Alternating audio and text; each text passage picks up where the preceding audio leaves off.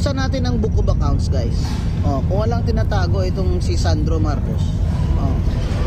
Buksan din natin magkano infrastructure niya.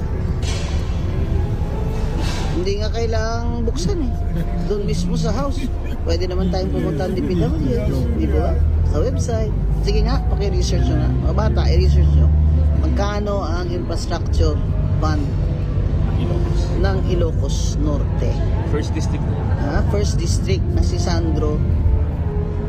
Ano? Sandra? Sandro lang. Talaga? Sandro lang ang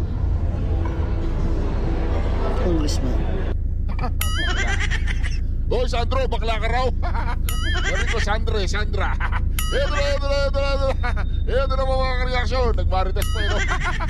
Alright, reaction. Tigo Bills nagbabalik. Reaction. Napakaganda po ng